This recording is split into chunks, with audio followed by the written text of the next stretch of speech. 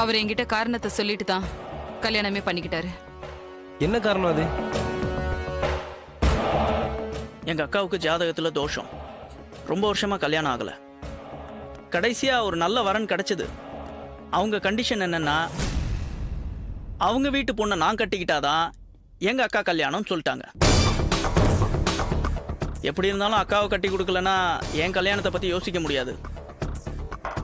So நானும் ரேஷ்மியும் சேர்ந்து plan பண்ணோம். இவ சொல்லிதான் நான் அவளை கல்யாணமே பண்ணிக்கிட்டேன். எனக்கு தான் அப்பப்போ இவர் அந்த வித்யாவை கொஞ்சத்தை பார்க்கும்போது பத்திக்கிட்டு எரியும். உண்மையிலேயே இவர் என்னை ஏமாத்திருவாரோன்னு பயந்துட்டேன். ஹேய், அன்னைக்கு நான் அந்த முண்டத்து மேல அவ்வளவு பாசத்தை காட்டலன்னா இன்னைக்கு இப்படி எல்லாரும் நம்புற மாதிரி அந்த சாவு அமைஞ்சிருக்குமா? சரி மச்சான், எப்போ எங்க தங்கச்சி ரேஷ்மிய நீங்க கல்யாணம் பண்ணிக்க போறீங்க? ஒரு 3 மாசம் கழிச்சு. அப்போ நாங்க 3 பேரும் ஸ்டேட்ஸ் கிளம்புறோம். நீங்க சொல்லும்போது நாங்க திரும்பி வரோம். டன். அப்புறம் ரேஷ், நான் சொன்ன அந்த மேட்டர் அண்ணன்கிட்ட சொல்லிட்டியா? அண்ணா, என்னம்மா? எங்க 2 பேர் கல்யாணம் முடிஞ்ச கையோட என்னோட ஷேரை எனக்கு பிரிச்சு கொடுக்கணும்னு சொல்லியிருந்தேனே. அதுக்கான எல்லா ஏற்பாடும் முடிச்சிட்டோம்மா. Don't worry. ஆமா, கல்யாணத்துக்கு அப்புறம் நாங்க ஒரு 3 மாசம் தான் இங்க இருப்போம். அதுக்கப்புறம் நாங்க போய் மொரிஷியஸ்ல செட்டில் ஆயிடுவோம். நல்லது மச்சான்.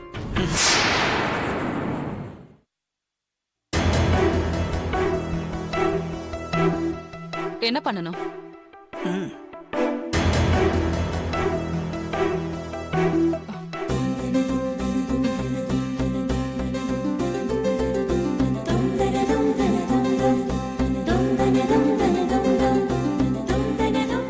என் தங்கச்சி எப்படி உங்களை மனசு விரும்பி ஏத்துக்கிட்டாலோ அதே மாதிரி அவ கடைசி வரைக்கும் கண் கலங்காம நீங்க தான் வச்சு காப்பாத்தணும். ஷூர்.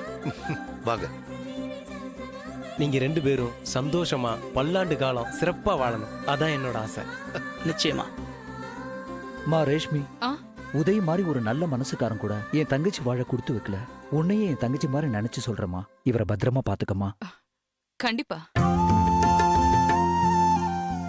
வித்யாவை உயிர்க்குயிரா விரும்பி கல்யாணம் பண்ணிக்கிட்டவன் மறுபடியும் ஒரு பொண்ணை மனசார ஏத்துக்குவானு ரொம்ப பயந்துட்டே இருந்தேன். நல்ல வேலையா என் தம்பிய காலேஜ் காலத்துல இருந்தே புரிஞ்சுக்கிட்ட நீ அவனை ஏத்துக்கிட்டதுல எனக்கு ரொம்ப சந்தோஷமா. தேங்க்ஸ். இன்னாருக்கு இன்னாருன்னு கடவுள் எழுதி வச்சிருக்காருன்னு சொல்லுவாங்க. என்ன பண்றது, உதயோட சேர்ந்து அதிர்ஷ்டத்தை அனுபவிக்கிற பாக்கியம் உனக்கு தாமா இருக்கு. சந்தோஷமா இருங்க. சார் யாருன்னு நீங்க சொல்லவே இல்லையே. சார் நம்ம பக்கத்து வீட்டுல இருக்காரு. இந்த வீட்டுல நடக்கிற எல்லா நல்லது கெட்டதுலயும் சாருக்கு பெரிய பங்கு இருக்கு. ரேஷ்மிக்கு வீட்டெல்லாம் சுத்தி காமிச்சிட்டு வந்துடுறேன். சரிப்பா, வா.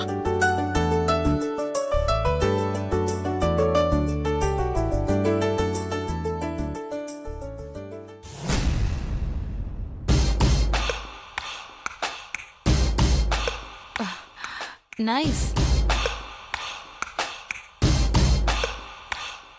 இந்த ரூம்ல தான் இன்னும் கொஞ்ச நேரத்துல அலங்காரம் பண்ண போறாங்க.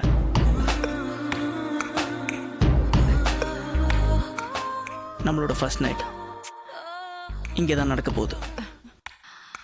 ஆமா, நம்ம மேல யாருக்கும் எந்த சந்தேகமும் வரல? வரல. ஆனாலும் நீ ரொம்ப பயப்படுறப்பா. ஹே, பயம்லாம் கிடையாது. ஆமா, அந்த பெருசு ஏதோ உன்கிட்ட கேட்டுச்சு, நம்ம 2 பேருக்குள்ள ஏற்கனவே பழக்கம் இருக்கான்னு கேட்டுச்சு. அப்படிதானே? ஆமாமா, நாம சிரிச்சு பேசிட்டு இருந்தோம்ல, அத பார்த்து அப்படி கேட்டாரு. இந்த மாதிரி தான் யாருக்கும் எந்த டவுட்டும் வந்துடக்கூடாது. ஓகேவா?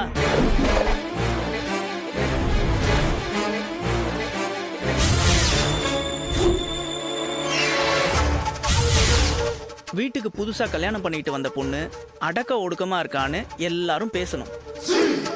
ஏன் அப்படி பேசணும்? இப்படி கேட்டா நான் என்ன பதில் சொல்லுவேன் ரேஷ்மி? அக்கம் பக்கத்துல 4 பேர் அனுசரிச்சு போகணும். எதுக்காக அனுசரிக்கணும்? நல்லது கெட்டதுன்னா 4 பேர் இருக்கணுமா? இப்போ நம்மளோட இந்த ஃபர்ஸ்ட் நைட் ரூம் அலங்கரிக்கிறதுக்கு கூட அக்கம் பக்கத்துல இருந்து ஒரு 4 பேர் வராங்க. அவங்க கூடலாம் அப்படியே அனுசரிச்சு பழகிக்கன்னு சொல்றேன். பக்கத்து வீட்டுக்காரங்க எதுக்கு வந்து நாம படுக்க போற பெட் அலங்காரம் பண்ணணும்? டெக்கரேட்டர்ஸ் கூப்பிட்டா அவங்களே 5 நிமிஷத்துல வந்து பண்ணிட்டு போயிடுவாங்க.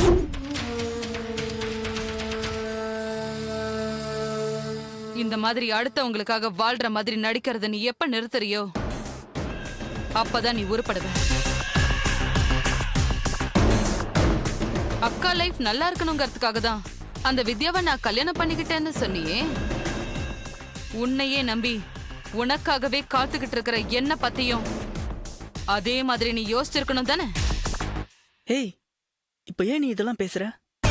இல்ல, அடுத்தவங்க ஃபீலிங்ஸ் ரொம்ப புரிஞ்சு நடந்துக்கிற மாதிரி பேசுறியே. முதல்ல முதுக நீ கவனின்னு சொல்றேன். நீ இப்படிலாம் பேசுவேன்னு நான் கொஞ்சம் கூட எதிர்பார்க்கவே இல்லை தெரியுமா? நானும் கூட எதிர்பார்க்கல நீ இப்படி எல்லாம் மாறி இருப்பேன்னு. நான் மாறிட்டேனா? என்ன மாறிட்ட? ரொம்ப மாறிட்ட. என்கிட்ட இருக்கிற பணத்துக்காக தானே நீ என்ன கல்யாணம் பண்ணிக்கிட்ட. லவ் பண்ணது மனசுல இருந்திருந்தா அவ இருக்கும் போது நீ என்ன சுத்தமா அவாய்ட் பண்ணிருப்பியா? என்ன பேச்சு பேசுற நீ ரேஷ்மி? இப்போ உனக்கும் எனக்கும் கல்யாணம் ஆயிருச்சு. ஒருவேளை நான் இன்னொரு பொண்ணோட பழகிறது உனக்கு தெரிஞ்சா நீ என்ன பண்ணுவ? என்னடா சொன்ன?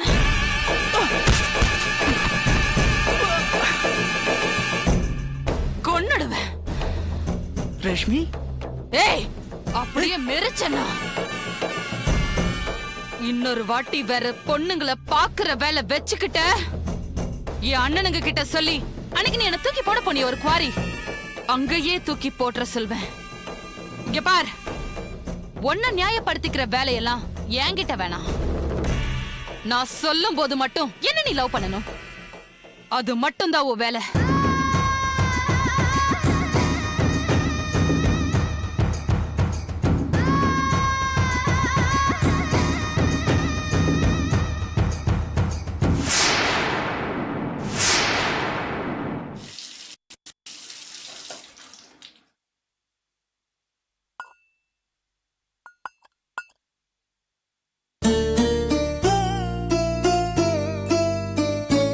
தம்பி,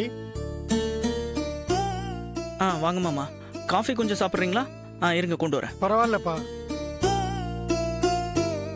வித்யா இருந்த வரைக்கும் உங்களை ஒரு நாள் கூட நான் கிச்சன் பக்கமே பார்த்ததில்ல.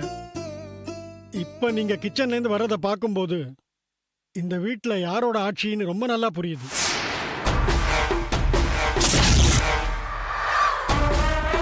ஆமா, நேத்து ராத்திரி கூட ஹோட்டல்ல பார்சல் எடுத்து தான் சாப்பிட்டீங்க போல இருக்கு. தம்பி, உங்க மேல ஆசை ஆசையா இருந்த பொண்ணு ஏதோ அல்பாயுஸ்ல போயிட்டா கூட அது மனசு உங்களே தான் சுத்தி சுத்தி வந்துட்டு இருக்கும். அதனால அப்பப்போ கொஞ்சம் பூ போடுங்க, 2 ஊதுபத்தி கொளுத்தி வைங்க. சரிங்க. வேண்டாம் தம்பி, என் வீட்ல என் மருமக நல்லா தான் காப்பி போடுவா.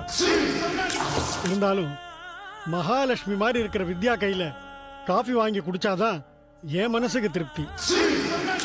அதனாலதான் நான் வித்யா கையில தினம் காஃபி வாங்கி குடிச்சிட்டு இருந்தேன். எங்க வீட்டுல காஃபி சாப்பிட முடியாம இல்லை.